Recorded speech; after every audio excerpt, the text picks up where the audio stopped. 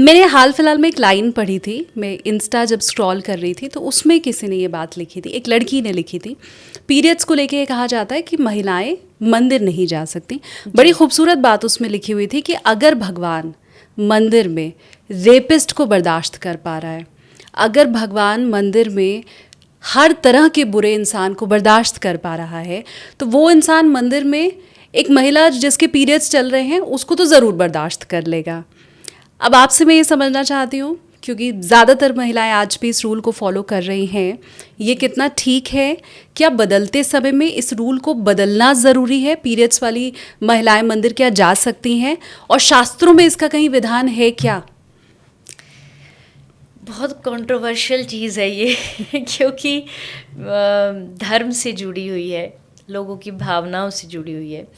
मैं बस इतना ही कहूँगी, देखिए, भगवान के पास जाने का कोई नियम नहीं होता है, क्योंकि भगवान आपके हैं, आप भगवान के हो, तो दोनों के बीच में कोई नहीं होता है।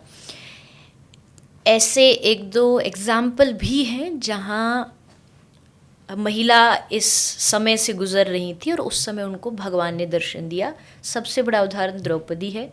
द्रौपदी, जब लिखा है कि जब वो उनकी साड़ी खींची जा रही थी और जब ठाकुर जी ने आके उनके वस्त्र को बढ़ाया, उस समय वो रजस्वला थी, मतलब ये उनका समय चल रहा था। तो उस समय ठाकुर जी ने आकर के उनकी मदद करी, स्पर्श किया, अपनी साड़ी दी। तो मतलब भगवान को कोई परेशानी नहीं है अगर भाव द्रौपदी जैसा हो तो। ये लिखा हुआ है? हाँ जी, और इसको लगभग सभी लोग जानते हैं कि ऐसा एक और साउथ में, दक्षिण भारत में एक बहुत प्रसिद्ध वैश्या की कथा है।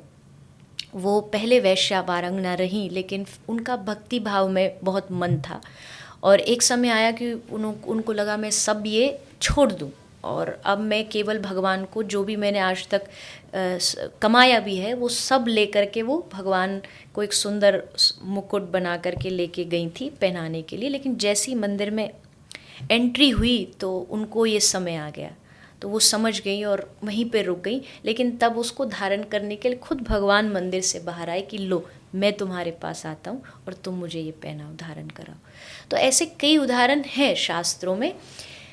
लेकिन इसके अगेंस्ट में दूसरी बात भी ये कहती हूँ कि भक्ति दिल से होती है। अगर हम जब कहते हैं कि हर चीज़ भक्ति दिल से है, तो अगर कोई समाज ने ऐसा 4-5 दिन का नियम बनाया भी है जिससे बहुत सारे लोगों की भावनाएं धर्म को लेकर के ठेस पहुंच जाती है, तो हमें ज़्यादा उसके लिए प्रेशर भी नहीं करना चाहिए।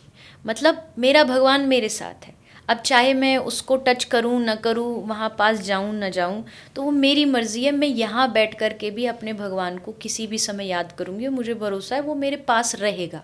उससे फ़र्क नहीं पड़ता कि समय क्या है। मंदिर के कुछ नियम होंगे, कुछ रूल रेगुलेशन होंगे, वो हम निभाएंगे, उसमें हमें दिक्कत नहीं।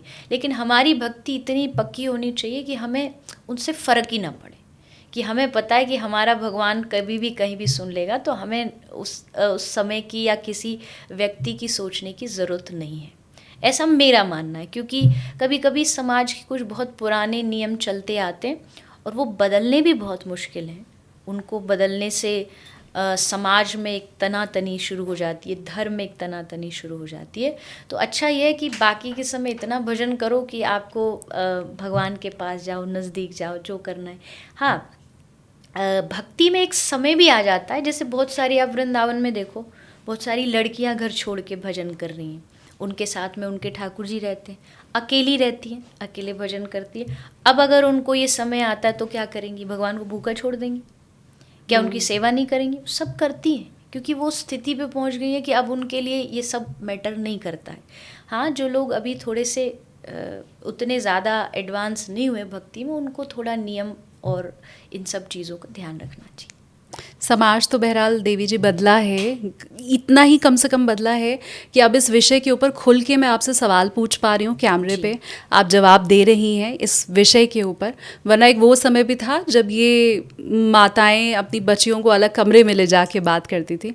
तो वाकई समय बदला है, दौर बदला है और उम्मीद हम करते हैं कि आगे शायद और बदलेगा बिना किसी तरह की कलह के। जैसा आपने कहा कि इन सीमाओं को अगर तोड़ो तो थोड़ी दुविधा हो जाती है, दिक्कत हो जाती है। तो मैं उम्मीद करती हूँ इन फ्यूचर नहीं होगी ऐसी कोई भी दिक्कत।